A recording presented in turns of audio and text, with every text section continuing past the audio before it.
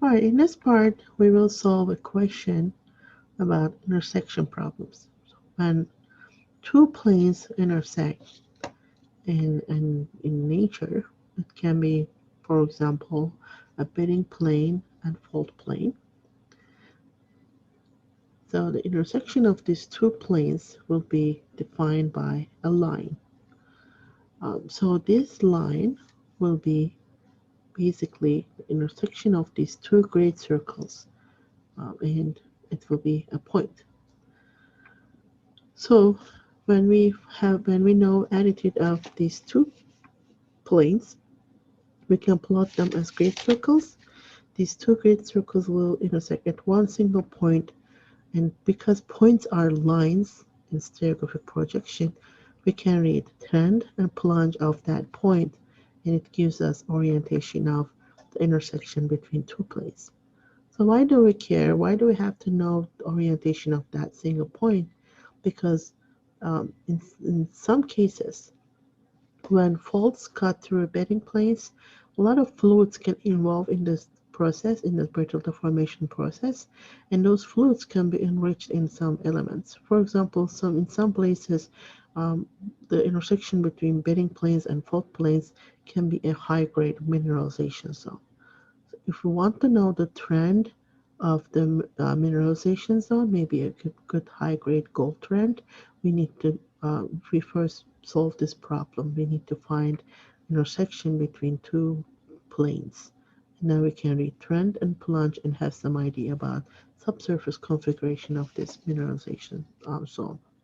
So in this example, first of all, let's record measurements.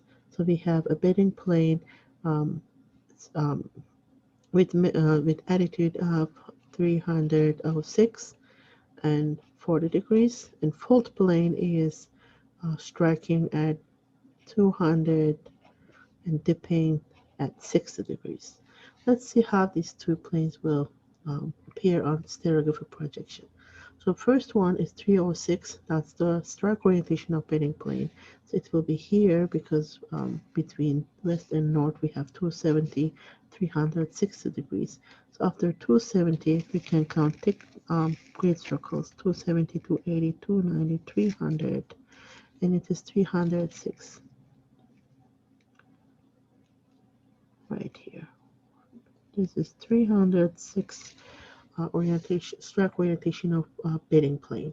And dip angle is 40 degrees. Because north is closer, we'll rotate Jason paper and move this 306 point to north-south reference line.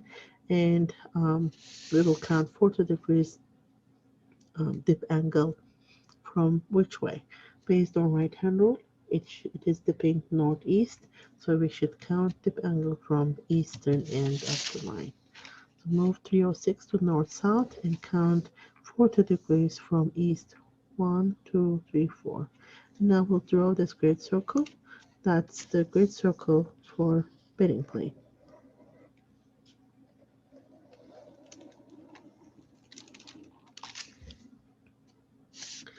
And next we will plot fault plane, which is 260. So 200 will be here, 180, 190, 200.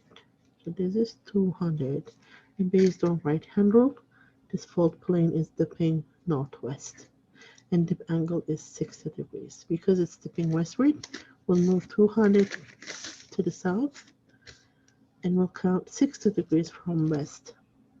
1, 2, 3, 4, 5, 6. So this is it. So we will draw this great circle. And now you can see these two planes intersect at one single point, which is right here. Now we should read trend and plunge of this single point because it's a line.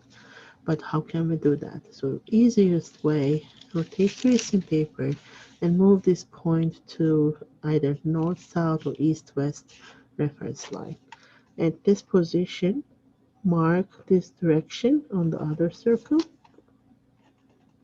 So that's the trend of this point you will read on the primitive circle. And also count this angle between primitive circle and point That's the plunge of the line. So it is 10, 20. It's perfectly at 30 degrees. So here we have 30 degrees. So plunge of this line is 30 degrees, and trend of the line is, it looks like, here we are at 360, 356, I think 57. So 357 is reasonable.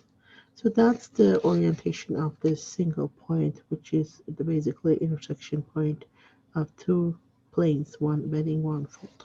So this is plunge, this is trend. When you record orientation of linear measurements, always follow this order. Make sure you first record plunge and trend. That way you can distinguish which measurements are linear measurements or planar measurements. So intersection problems are easy like that. So first you draw great circles and find the intersection point and read the trend and plunge of that point.